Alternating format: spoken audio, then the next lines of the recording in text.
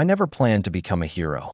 I just wanted to survey some mineral deposits, supplement the farm, keep my girls fed. But that day, as I crested the ridge on Proxima, I saw something that froze the blood in my veins. An execution, right there in the desert, the sun baking everything into a blur of green and gold. Three tall, emerald-skinned Verdani stood around a shallow pit. And in the center, a woman, buried up to her neck, her eyes wide with terror, her body trembling like she'd been stripped of every hope. You know that moment where your mind screams, "Run," but your gut does the opposite? Yeah, that happened. I killed the engine of my battered transport and grabbed the binoculars. The Verdani were ruthless, structured to the point of cruelty. Population control was law, not morality. But watching this, something snapped. She wasn't marked as noble, wasn't adorned in ceremonial tattoos, just plain, just human.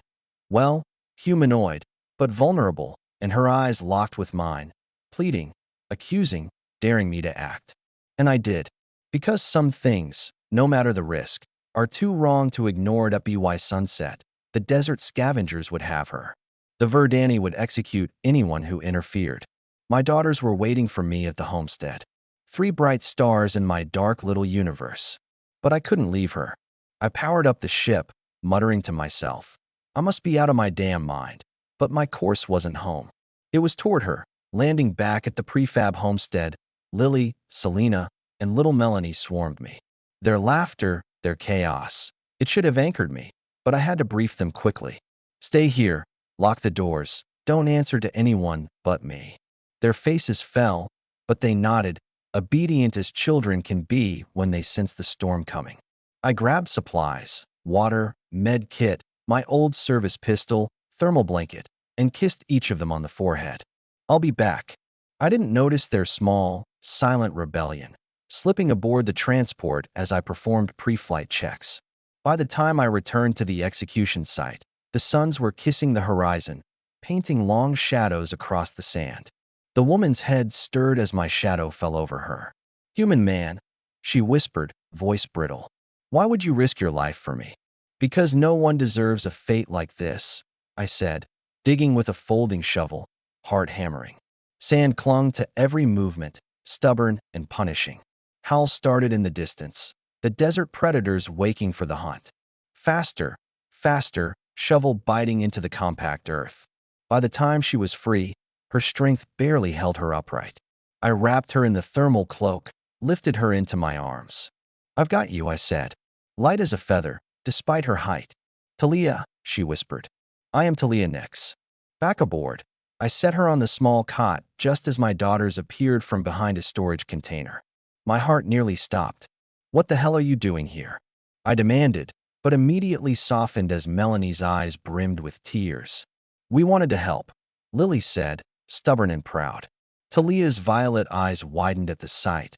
Human children, my daughters, encircling her like guardians, then the alarms. Verdani patrols. My blood ran cold. Everyone strap in. We're leaving now, I ordered. As we lifted off, she confronted me. You've endangered your family.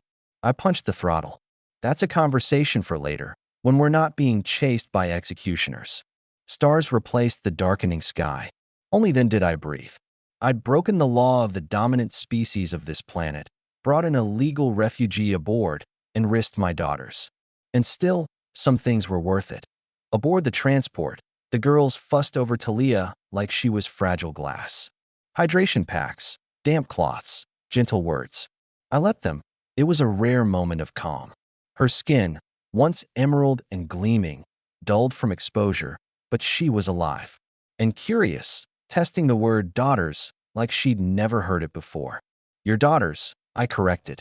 They've been kind to a stranger, she murmured. I shrugged. Helping people in trouble makes us human. You know what I mean. Helios Station, a utilitarian cluster of docks and trade modules, came into view. A stop for supplies, clothes for her, maybe a plan. You'll stay low, I said. I have spare clothes. A hooded cloak hid most of her features. A distant cousin visiting, I told the girls, who looked at me with wide, gleaming eyes. We barely settled when Kieran appeared, a mysterious Verdani claiming knowledge of Talia's survival. Turns out, She wasn't condemned for infertility at all. She'd uncovered the truth. Deliberate manipulation of fertility across her species, a secret centuries in the making. Her father, the Supreme Archon, had orchestrated the burial to silence her. My jaw nearly hit the floor. Royalty, gone rogue, and I was knee-deep in it. Then Melanie fell ill, fever.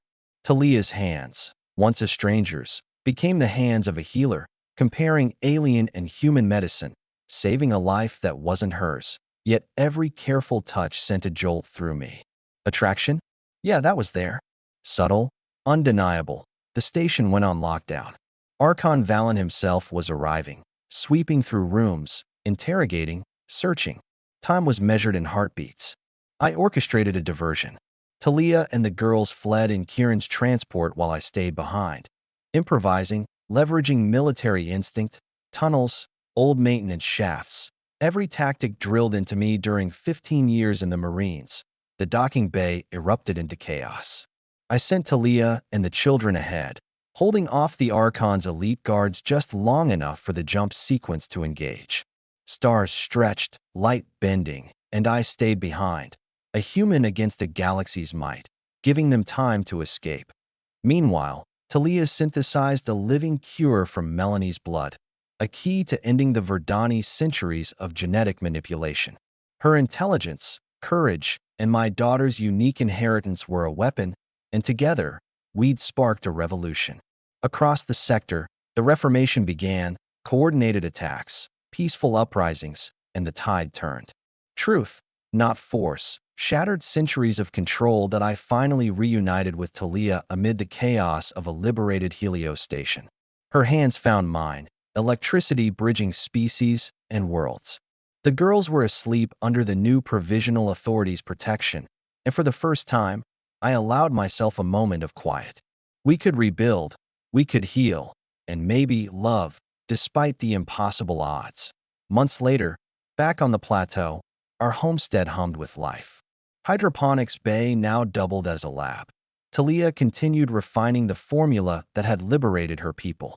The girls ran wild among native plants, learning, experimenting, carrying forward the legacy of their mother's work.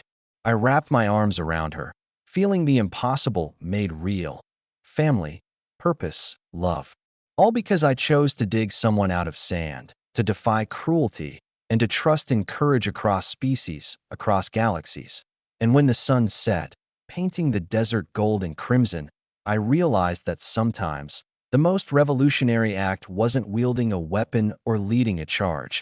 It was simply reaching down and giving someone a chance to live. So, what would you have done?